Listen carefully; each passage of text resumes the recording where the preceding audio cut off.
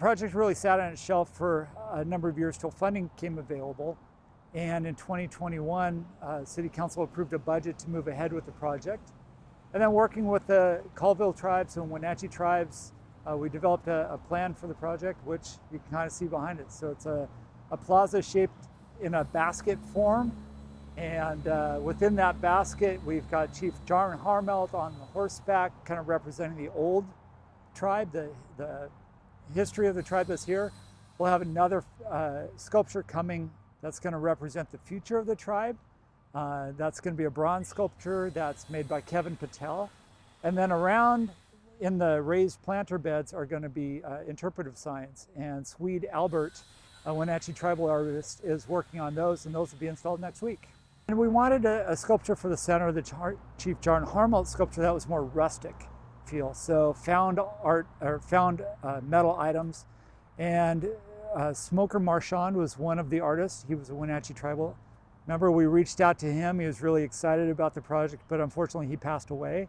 And then I found Judd Turner and had several conversations with him, and it seemed like his style and would work well for this project, and so then he was ultimately selected. The honor of being asked to do a sculpture to symbolize another culture's historical figure, that's a huge honor. It's the biggest honor of my career.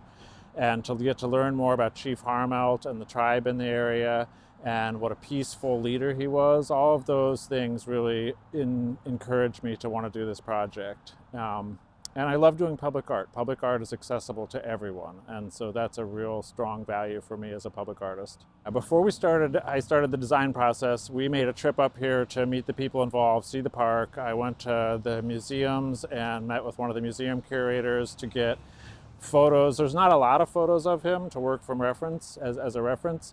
So photos, and then learned as much as I could about his history and the history of the tribe and this part of Washington. I also gathered some of the materials used in the sculpture from donations that we collected when we were here 2 years ago. So I put out word through the city and the newspaper that I would be here with a truck and a trailer, and if people wanted to donate parts, like, grandpa's old tractor parts or old tools, that those would be perfect materials to use in the sculpture. And that's a real way to tie the community to the public art that is here now.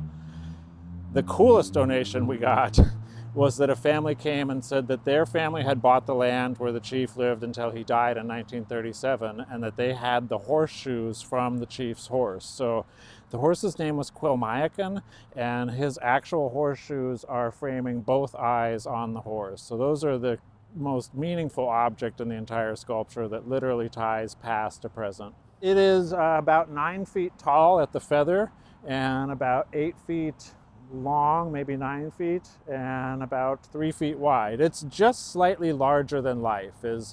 For historical monuments, the tradition is to make them a little larger than life, and so it's slightly larger than a horse would be and slightly larger than he probably was in real life. The other detail on there of note is I got a vintage Washington State license plate from 1937, and that's the year that the chief died, and that's attached to the horse to commemorate his passing and also to symbolize the replacement of horses with cars.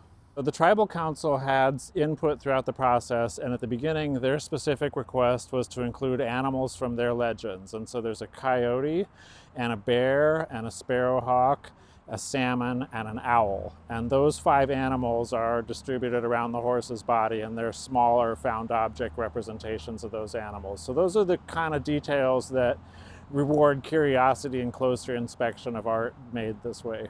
We put it on the back of a tilt trailer. It had been on a wheeled rack up until this morning. We cut it off the wheeled rack when we mounted it to the plaza here.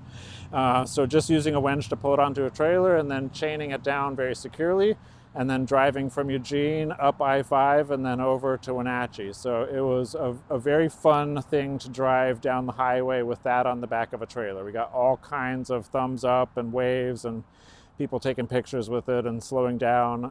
People seemed really excited about it.